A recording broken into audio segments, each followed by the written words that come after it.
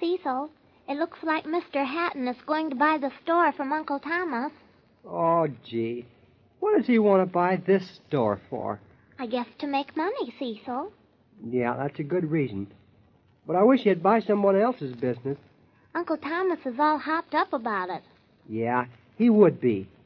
He wants to go way off to dumb old Paris to live. Oh, Cecil, can't we do something? Did you tell your uncle you didn't want to go away? Yes. I even cried. Oh, no. Did you? Yes, I did. I argued and said I wouldn't go. What did he say? Well, he waited until I finished, and then he said, "Now, Sally, you can run along. I'm old enough to know what I'm doing." Dumb old fool. Now, here, Cecil. Don't you call my uncle a fool. Well, what does he want to act so crazy for? Well, I've done everything I could. Beg him some more tonight. Keep after him until he's sick of hearing about it. Oh, I can't, Cecil. He said if I brought up the subject again, he'd make me take castor oil every time I mentioned it. That's a mean trick. That's worse than that. Well, you didn't bring it up anymore after that, did you? Just once. Well, I know what I'll do. I'll go up to his office and tell him he can't sell this business. And he'll say it's none of your business and throw you out on your ear. Well, golly, we've got to do something. We just have to. If he sells out and takes me away next month... we won't be able to go to Betty's party or anything. I guess we can't do anything. Don't you think your uncle might listen to me, maybe? Well, he'll want to know why you don't want him to sell. Well, yes, he would. Well, what would you tell him? Why, I'd tell him that if he sold out and went away, well, then we couldn't go places together anymore. Oh, Cecil, he'd laugh at you. He's funny that way. What's funny about that? Oh, I don't know, but he'd think it was funny. Well, I know one way to keep him from selling out. How, Cecil? Well, I could burn down this store. Then he wouldn't have anything to sell. Yes, and we wouldn't have anything to live on. Oh, he's got his business insured. Oh, no, you have to think of something else. Oh, your uncle makes me sick. Well, he makes me sick, too, making me take oil. I think I'll go up and sock him right square in the eye. Cecil, don't you dare hit my uncle. For cat's sake. 1 minute you're razzing him, and then when I say anything, you hop all over me. Well, it's not his fault he doesn't understand. Well, it's not my fault either. Oh, they're going to sign the papers today. I know. When they get up in the office and they're about to sign, I'll holler, "Fire, fire," and they'll run out. Yes, and when there isn't any fire... Oh, I'll say, "April Fool."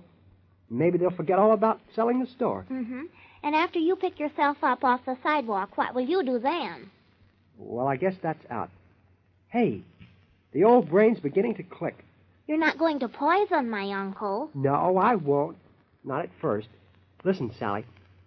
If this deal doesn't go through, there isn't much chance of anyone else buying your uncle out, is there? Huh? No, I hardly think so.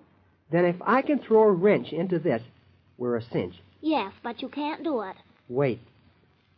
Who's the man again that's going to throw his money away? His name is Mr. Hatton, a retired toothbrush dealer. What a business. Well, he'll go back to toothbrushes before I finish with him. What are you going to do, Cecil? What's he going to buy your uncle out for, huh? Why, to make money, of course. Not just as a hobby or something? Oh, Cecil. Who ever heard of spending a fortune for a hobby? Well, I have. Now, listen. He wouldn't buy it if he'd lose money, would he? Uncle Thomas's store has always made money, and lots of it. Oh, I don't give a darn about that. Would he buy it if he thought he'd go in the hole? Oh, no, that would be stupid. And this Mr. Hatton is sure that this is a good business? Well, it is. Everyone knows that. Sally, you won't have to go away. I've got it all figured out. Oh, Cecil, what are you going to do? Tell me. Well, it's simple. Just a little brain work. That's all it took. I just thought it out, all by myself. Oh, tell me what, please. Well, now look. If this dumb cluck that wants to buy... But he isn't a dumb cluck, Cecil. He's a smart businessman. Now wait, can't you?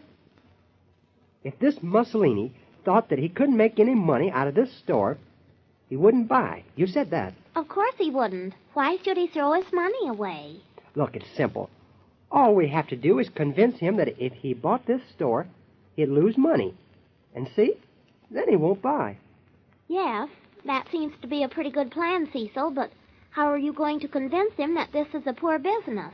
Well, I didn't think about that yet. Well, you better start thinking then. Well, haven't you any smart brains, too? Can't you help? Oh, I can't think of anything. Now, wait. Hey, when does he come in to sign the papers? This morning? He has to come in the front door to get up the office, doesn't he? Yes. Oh, if we only had a smallpox sign, we could hang it on the front entrance and keep him out. Yeah, and business, too. No, I know. I've got it all planned. Are you going to keep them from signing the papers, Cecil? Am I? Just you watch my smoke. Cecil, you can't start a fire now. I'll tell Uncle Thomas. Don't worry. My smoke won't have anything to do with the fire. But things will be pretty hot. Oh, I know what you're going to do. No, you don't. You just think you do. What does this Mr. Hatton look like, in case I recognize him? Well, I've seen him once. Well, can you describe him? Well, let's see now. No. Yes. Well, let's see. Hurry on. He might come in here before you can tell me what he looks like. Well, of course, you know I only saw him once. I know. You told me. And, of course, I don't remember very well. You know that. Sally, what does he look like? Well, goodness, give me time. That's just what we haven't plenty of. Quick. Well, you know what William F. Hart looks like, don't you? Yes, tall and bony. Mm-hmm. Well, Mr. Hatton doesn't look anything like that. Well, what does he look like then? Well, he has a funny way of lifting one eyebrow. I don't care about his eyebrow. Well, I'm trying to describe him, Cecil, if you'll only let me. What's his face like? That's all I want to know. Well, let's see now. When I saw him, he wore black socks and he had on a pretty pink tie. Sally, his face. What does he look like in the face? Why, Cecil, he looks like anyone does in the face. He has a nose and two eyes. Yes, I know, but they have a color, haven't they? Well, I suppose they have, but I really didn't notice. Oh, think, Sally. You're going to gum up the whole works if you don't. Oh, I know how you can tell him. Of course. How? Well, he's always blowing his nose, and he makes an awful honk. Oh, Sally, can't you remember? Has he got a mustache? Or does he wear glasses? Or anything? No, he didn't have those when I saw him. Well, what does he wear? Clothes. Naturally. What kind? Oh, nice ones. He has very good taste. Is that the best you can do? Oh, we haven't a minute to spare. Well, he has a red nose, if that will help. Fine. Anything else red? No, a blue tie. Well, he really hasn't much to describe him. Not a thing different? Not that I can think of. Is he tall? No, he's very little and fat. What color eyes? Oh, I don't remember, but they're crossed. Oh, he hasn't anything different. Oh, no. Well, I know who to look for now. A little, short, fat man who's cross-eyed. Yes, that's right. Oh, here comes someone now. No, that's not him, Cecil. Well, what are you going to do? Tell me. Sally, here comes a customer. Now, listen, here's 25 cents. Darn, it's all I have. Now, I'll wait on this customer, and in the meantime, you chase out across the street and see if you can buy a dozen rotten eggs. Understand? Ancient eggs. Now, hurry. Beat it quick. I'll get this customer. But, Cecil, what do you want with old eggs? Go on. I'll tell you later. I've got a plan. All right. Well, that's the funniest thing. 25 cents worth of bad eggs. I'll be right back, Cecil.